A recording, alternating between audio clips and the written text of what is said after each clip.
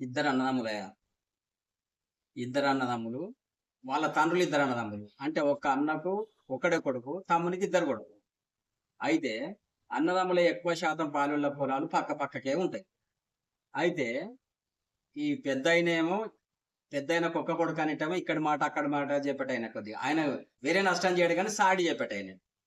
ఈ ఈ మధ్యలో ఈ చిన్నాయన అన్న అనేటాయన అంటే పెద్ద కొడుకు మంచోడు. ఎవలేం చేసుకుంటా మనకేంది నా పని నేను చేసుకుంటా పోతా అని పొలం కాడికి పోతాడు, అత్తడు పోతాడు. నీళ్ళు ఎక్కువైనా గానీ ఆళ్ళకి గూడా పాపుతాడు, అత్తడు. నష్టమైతే లేదుగా. నాకచ్చే నష్టం ఏం లేదు. నా పొలానికి పోంగా మిగిలింది ఇలా పోనీ అని పెట్టేత్తాడు.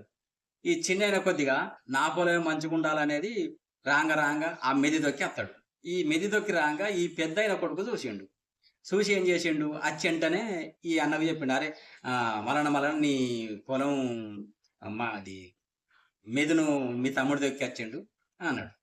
అన్నవలే ఈ తమ్ముడు అప్పుడే ఇన్నాడు. ఎందుకంటే ఈడు నన్ను దుఃఖంగా చూసిండు కాబట్టి, మా అన్నకేదో చెప్తాడని సీరియల్ నైన్‌లున్నాయి గదా! అనుకుంటనే ఆయనను కాపలాగా కొద్దిగా కనిపెట్టుకుంటున్నాడు. కనిపెట్టుకుంటున్న వలే చూసిండు. చూసి ఈయన చెప్తాండు.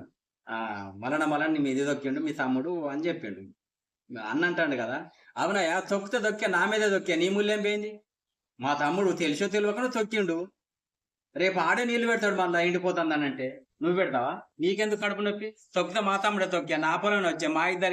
నాదే అండి. నీకు దేవుడొచ్చిందని 4 మాటలు మోటుగా తిట్టిండట. తిట్టంగా తమ్ముడిన్నాడు. అబ్బా! మా అన్న దగ్గర గింత అభిమానం ఉంది. నేను దొక్కింది నాది తప్పే అయిందని మళ్ళా తెల్లారిపోయి ఈనప్పుడల్లా ఈయన పొలం, ఆయన పొలం చూసుకొని వత్తాండట. అంటే మాటల్నే ఉంది. అది ఈయన చెప్పుడుతోనే అట్టిట్లా దొక్కిండు, ఈడు దొక్కిండా, వాడు దొక్కిన ఘర్షణ పోయిందనుకో అప్పుడు ఎట్లుంటది? ఒకళ్ళకొకళ్ళు దన్నుకునే లెక్క. ఎవరి దగ్గరన ఒక్క దగ్గర ఓపికున్నదనుకో, ఆ మనిషి వెంటనే మారతాడు. కాబట్టి ఎవల మీదకి గూడా మనం వెంటనే రియాక్ట్ గావద్దు. కాబట్టి దయచేసి వెంటనే కోపానికి ఎవరు రావద్దని ఆశిస్తూ సెలవు.